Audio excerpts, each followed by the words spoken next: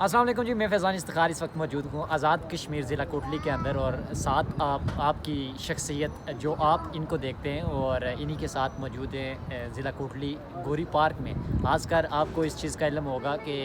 یہاں پر چونکہ افطاری کا ٹائم ہوتا ہے، بہت سے لوگ یہاں پر آ کر افطاری کرتے ہیں۔ آج یہ بھی آئے تھے، ان کے ساتھ ہماری آمد ہوئی اور آج انہی کے بدولت انہی کے کہنے پہ ہم نے کہا کہ چلیں آپ کے ساتھ کچھ باتیں، کچھ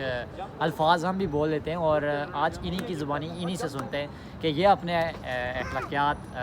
ہر وہ بات جو یہاں پر آج انہوں نے دیکھی سنی، اور آج ان باتوں کے ساتھ ساتھ انہوں نے یہاں پر کیا دیکھا، اور خاص کر کے ذہنی ٹینشن جو ان کی تھی، کیا پتہ کچھ سٹڈیز کی ہوتی ہیں، کچھ ایجوکیشن کی ہوتی ہیں، اور اس کے علاوہ ڈیفرنٹ جو چیزیں آپ کہیں بھی آزاد کشمیر کے دنیا کے کسی کونے میں چلے جائیں تو آپ کے جو مینٹل اور سٹریس لیول ہے وہ کبھی کم نہیں ہوتا، چونکہ جو آپ دیکھتے ہیں، سنتے ہیں اور بات کرتے ہیں کسی کے ساتھ، تو کبھی کبھی آپ کو کچھ انسان ایسے مل جاتے ہیں جن سے آپ گفتگو کرتے ہیں تو آپ کو یہ محسوس ہوتا ہے کہ واقعہ آپ کسی ایک ایسی شخصیت یا کسی بندے کے ساتھ، کسی کردار والے انسان کے ساتھ آپ بات کر رہے ہیں، اور اس بات کرنے کے ساتھ ساتھ آپ کو دلی تھوڑی سی سکون اور وہ چیز حاصل ہوتی ہے جو آپ سمجھ لیں کہ اس کو بیان کرنا الفاظ میں مشکل ہے۔ ایسے ہی ہے۔ تو یہ بتائیے گا آج کہاں پہ آئے ہیں، کیا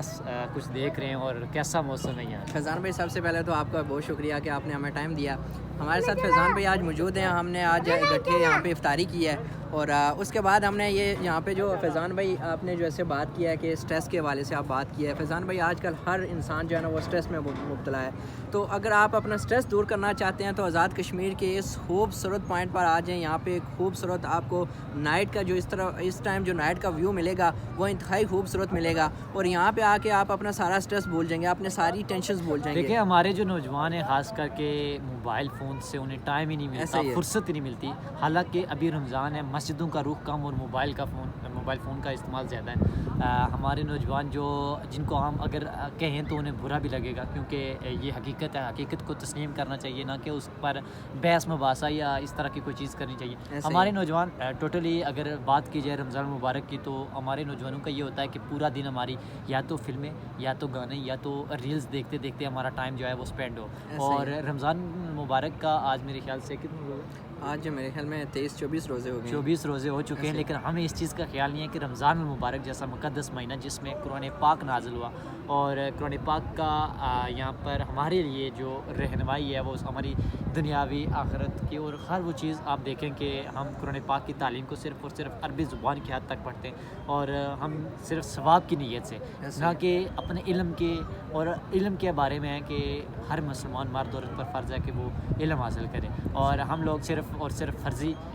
جو ہوتے ہیں الفاظ، یعنی قرآن پاک کے حرف وہ پڑھنے اور ثواب کی نیت سے کہ ہمیں ثواب ملے گا، ہم 4 مہینے یا ایک رکوع پڑھ لیتے ہیں تو یہ ہمارے لیے ثواب کا باعث بنے گا۔ لیکن ہمارے نوجوان اس چیز کے لیے یہ چیز نہیں سوچتے کہ جو رمضان کا مہینہ ہے وہ گزر رہا ہے، اور یہ سال میں ایک بار آتا ہے، اور کیا پتہ اس مہینے تک ہم ہوں یا نہ ہوں، زندگی کا پتہ نہیں ہوتا، سانس آخری کیا پتہ کب کہاں اور کیسے نکل جائے، اور یہ ہمارے لیے باعث شرمندگی ہے، اور خاص کر کے ہم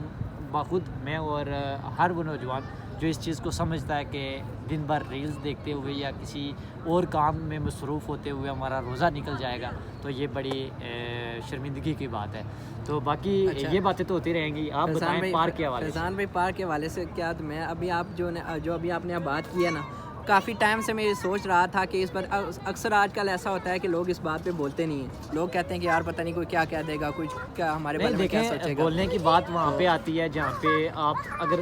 یا تو ہمارے نوجوان اگر خود غلط ہوتے ہیں تو وہ کسی کو کہنے کے لیے بھی خود شرمندہ ہوتے ہیں کہ ہم کسی کو کہیں گے تو لوگ ہمیں یہ کہیں گے کہ ہم اپنے گریبان میں جائیں گے، حالانکہ اس کے برعکس اگر دیکھا جائے ایک طالب علم اور ایک پڑھے لکھے نوجوان کے لیے یہ ضروری ہے کہ اپنے آپ کو آپ سوسائٹی میں پیش کریں ایک بہترین نمونہ، اور عملی نمونہ وہی انسان ہوتا ہے جو اپنے آپ کو ایک بہتر اور بہترین مستقبل میں، اگر آپ دیکھیں تو وہ نوجوان آخر کامیاب وہی ہوتے ہیں جو اپنے آپ کو منواتے ہیں سوسائٹی کے اندر، اور ہمارے نوجوان تو بالخصوص میں نے ابھی آپ سے بات کیا خود میں، یعنی اپنے آپ کا میں کہوں کہ میں بڑا پاک صاف ہوں یا میں بڑا وہ، لیکن اس چیز کو اگر ہم دیکھیں تو ہمارے نوجوان اس چیز کو کم کر کے یہ نہیں دیکھتے کہ ہم کہاں پر ہیں، لیکن دوسرے پر تنقید کرنا، دوسرے کو ایک نشانہ بنانا کہ جی یہ وہ ہے فلان ہے ٹھیک ہے، ہر چیز اس مطلب اس لیول سے نیچے ہر کسی کو نیچے دبانے کی ایسا ہی ہے. آئے فیضان بھائی اس کے ساتھ ساتھ چلتے بھی ہیں. اور یہ میں آپ کو بتاؤں کہ یہ پیچھے دیکھے سکتے پارک میں اس ٹائم نائٹ کا ویو, اور سارے آ کے یہاں پہ انجوائے کر رہے ہیں.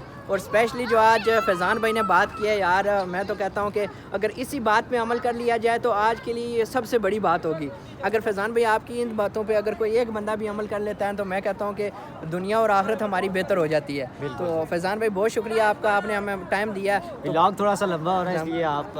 یہیں پہ ہم اینڈ کرتے ہیں. لیکن یار میں اسپیشلی آپ کو کہوں گا کہ آج کی یہ جو فیضان بھائی کی باتیں ہیں نا, یہ آپ کے لیے گولڈن ورڈز ہیں. تو آپ ان باتوں پہ عمل کریں, اور فیضان بھائی کی ان باتوں پہ اگر کسی ایک نے بھی عمل کر لیا تو اس کی زندگی, میں کہتا ہوں کہ وہ اپنی زندگی کو تبدیل کر سکتا ہے. تو بہت شکریہ فیضان بھائی, تھینک یو سو مچ.